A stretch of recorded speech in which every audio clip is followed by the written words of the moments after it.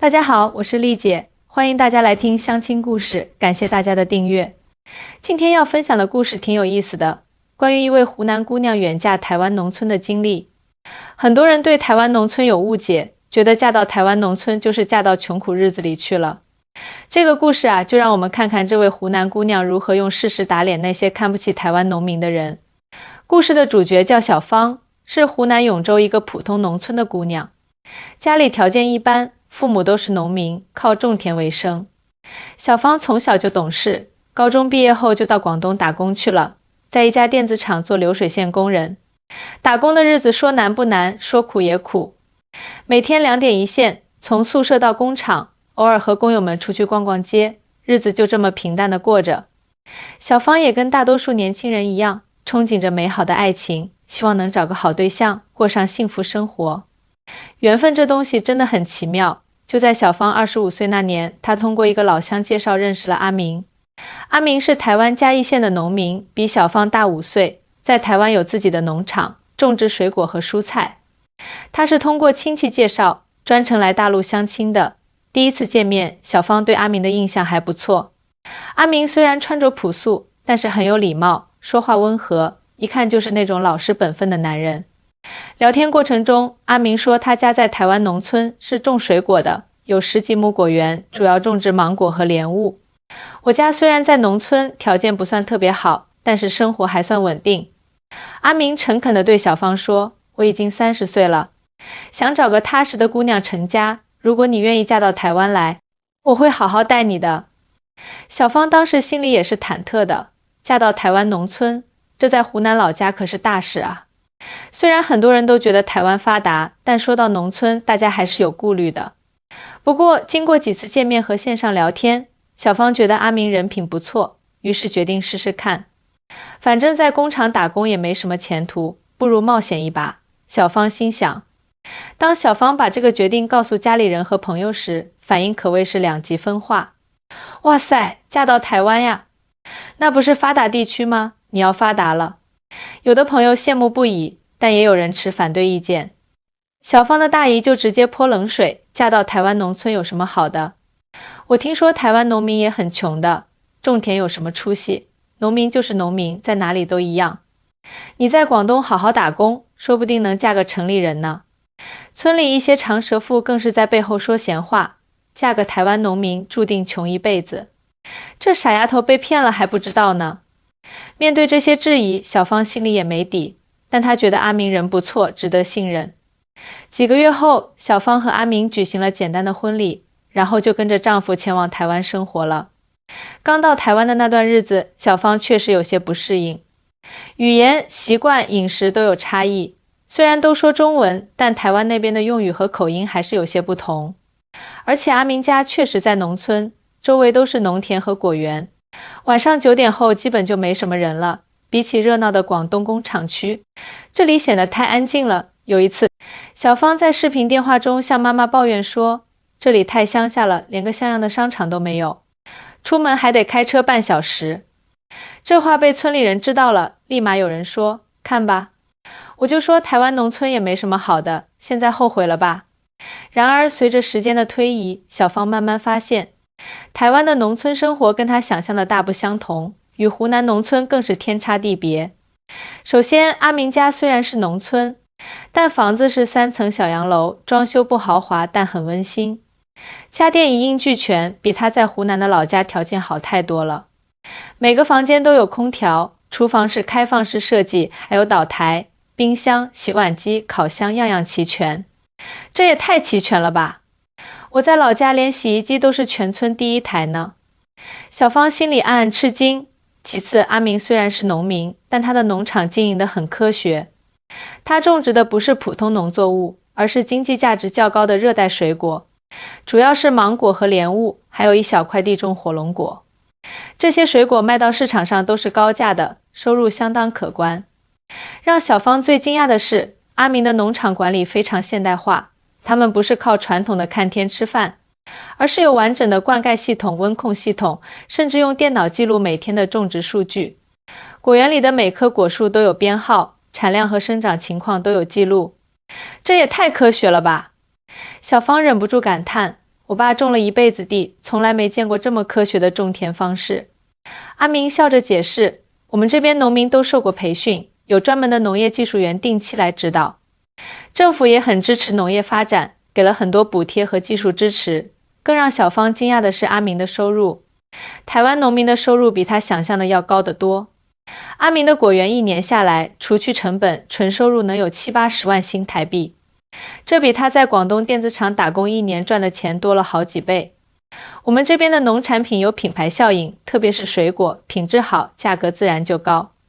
阿明自豪地说，而且我们还做农产品深加工，像芒果干、果酱这些，利润更高。小芳慢慢发现，台湾农民和大陆农民最大的区别不只是收入，更是整个生活方式和社会保障体系的差异。有一次，阿明带小芳去参加当地农会组织的培训活动，小芳才知道台湾有专门服务农民的农会系统，为农民提供技术培训、信贷服务、产品销售等一系列服务。农会就像是农民自己的大家庭，有困难找农会，想学技术找农会，要销售农产品也可以通过农会。农会还有农民健康保险、老农津贴等福利，等我老了，每个月还有退休金领呢。阿明对小芳说，什么？农民还有退休金？小芳简直不敢相信自己的耳朵，我爸妈种了一辈子地，哪有什么退休金啊，只能靠子女赡养。阿明解释道，台湾的老农津贴制度已经实施多年了，只要年满65岁，从事农业满15年的老农，每个月可以领到7500元新台币左右的津贴，这还不包括其他社会保险福利。小芳心里暗暗震惊，同样是农民，待遇差别怎么这么大？她想起自己的父母年近60还在地里辛苦劳作，哪有什么保障？更让小芳感到不同的是台湾农村的生活质量，虽然是农村，但基础设施一点不比城市差，道路平坦整洁，自来水、电力网络全覆盖，垃圾分类回收做得井井有条，村里还有图书馆和文化活动中心。阿明家附近虽然没有大型商场，但开车20分钟就能到镇上的超市，那里什么都有。而且台湾的便利店遍布城乡，就算是农村地区，走个10几分钟也能找到一家71或全家便利店。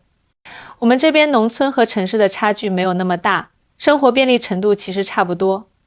阿明说，小芳想起湖南老家，晚上出门连路灯都没几盏，去镇上买东西要坐1小时的班车，这差距实在太大了。渐渐的，小芳适应了台湾的生活，也开始学习帮助阿明打理果园。台湾的农活虽然也辛苦，但大多数重体力活都有机械化设备，不像老家那样全靠人力。阿明有一台小型农用拖拉机，还有各种农业机械设备，干活轻松多了。小芳还发现，台湾的农民不只是种地，还很注重休闲生活。每周阿明都会安排1-2天带他出去走走，或者去附近的温泉放松，或者开车去垦丁海边度假。农忙时确实很忙，但农闲时节生活品质一点不低。农民也要有品质生活啊，不能只会埋头苦干。阿明笑着说。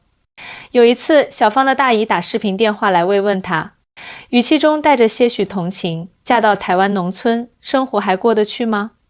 受委屈了吧？小芳笑了笑，没有多说什么，只是把手机摄像头转了一圈，展示了一下她如今的家和周围环境。看到小芳家宽敞明亮的客厅、现代化的厨房、整洁的果园，大姨惊讶地说不出话来。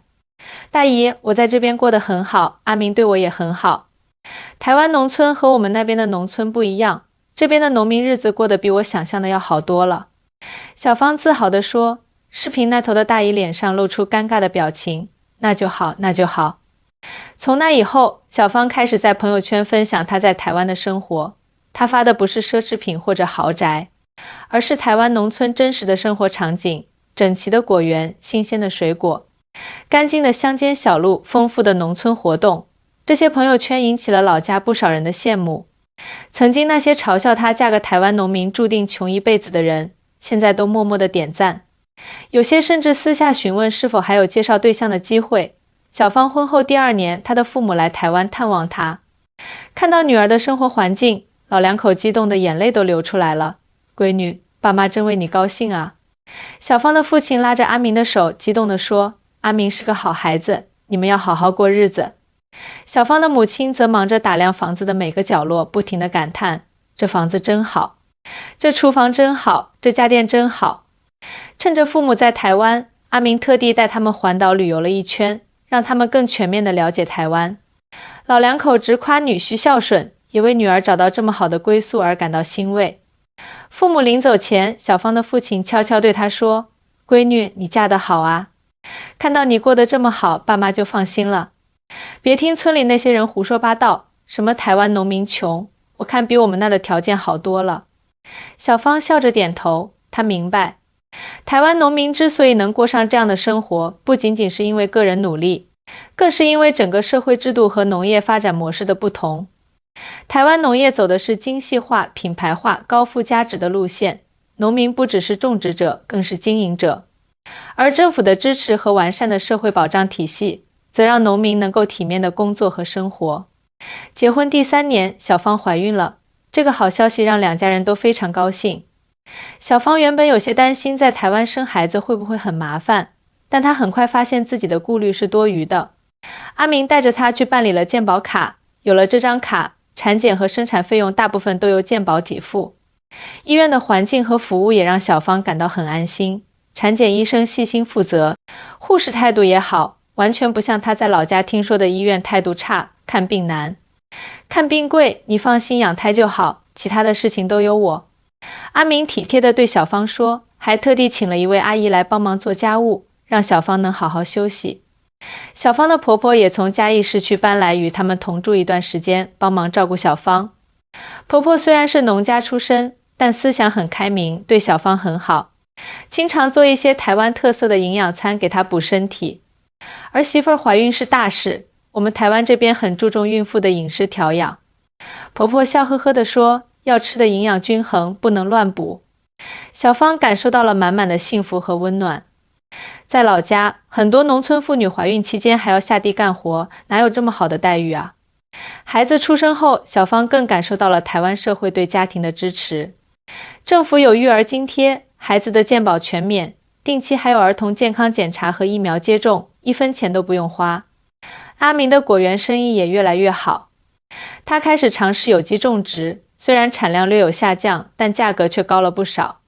小芳也从单纯的家庭主妇变成了农场女老板，帮助阿明管理农场的财务和销售，还开设了网店，把农产品卖到台湾各地，甚至销往香港和日本。没想到我这个农村姑娘也能当老板。小芳常常感慨命运的奇妙，要是在湖南老家，我现在可能还在工厂里做流水线呢。随着孩子慢慢长大，小芳的父母也搬来台湾与他们同住。阿明二话不说就同意了，还专门为老人家装修了一间舒适的房间。爸妈养大了你，现在也是我的爸妈。阿明真诚地说，台湾养老条件好，他们在这边能享清福。小芳的父亲虽然年纪大了，但还是闲不住，主动帮着照看果园。他惊奇地发现，台湾的农业技术和他们那边差别太大了，这边种田跟我们那完全是两回事啊。老人感慨道，我种了一辈子地，来到这里才知道，原来种地还可以这样科学。阿明很尊重岳父的经验，也向他请教一些湖南的种植技巧。两代农民虽然来自不同地方，但对土地的热爱是相通的。在这种和谐的氛围中，小芳的家庭生活越来越美满。她的儿子健康活泼，在乡村的自然环境中快乐成长，完全不像城市里的孩子那样有各种压力。随着时间推移，小芳和阿明的果园越做越大，他们开始尝试农业观光项目，在果园旁边开了一家农家乐，供游客采摘水果，品尝农家菜，生意出奇地好，每到周末和假期总是客满。很多城里人愿意花钱来体验农村生活，我们这种原汁原味的农家环境反而成了优势。阿明说，脸上洋溢着幸福和满足。小芳的故事在老家传开了，她成了村里的传奇人物。那些曾经嘲笑她嫁个台湾农民注定穷一辈子的人，现在都羡慕不已。甚至有人专程来台湾拜访她，想了解台湾的农村到底是什么样子。有一次，村里一个年轻姑娘专程来台湾找小芳取经，想知道有没有机会也嫁到台湾来。丽姐，我想请教你一下，台湾农民真的像小芳说的那么好吗？我也想嫁过来。这个姑娘眼巴巴地对我说。我笑着对她说，小芳的经历确实是真的，但也要看个人缘分。台湾农民确实比大陆农民整体生活条件好，但关键还是要找到合适的人。婚姻不只是为了物质条件，更重要的是两个人的感情和相处。这个故事告诉我们，很多时候我们对事物的偏见往往来自于无知。在我们大陆，很多人对台湾农村有误解，认为农民就是农民，在哪里都一样穷。但实际上，由于发展模式和社会制度的不同，台湾农民的生活品质和社会地位与大陆有很大差异。台湾农业的成功之处在于，一是政府的大力支持，包括技术指导、信贷支持和销售渠道；二是农民自身的专业化和现代化经营理念；三是完善的社会保障体系，让农民老有所养；四是农产品的品牌化和高附加值开发。或许有人会说，台湾小，物产有限，才能搞精细农业。大陆地大物博，国情不同，农业发展模式自然不同。但我认为，台湾农业的许多成功经验其实很值得大陆借鉴，比如农业专业合作社的建设、农产品品牌化经营、农民职业技能培训、农村社会保障体系完善等方面。大陆近年来也在不断进步，但还有很长的路要走。而对于像小芳这样的陆配来说，他们的亲身经历和跨越海峡的视角，或许能给两岸的农业发展带来一些新的思考。至于我们这些红娘在做婚恋服务时，也应该更全面客观地介绍两岸的实际情况，避免因为偏见和刻板印象耽误了有情人终成眷属的美好姻缘。好了，今天的故事就讲到这里，希望大家从小芳的经历中有所收获，也希望那些正在寻找爱情的朋友们，无论是在大陆还是台湾，都能找到适合自己的另一半，携手走向幸福的未来。我是丽姐，我们下期故事再见。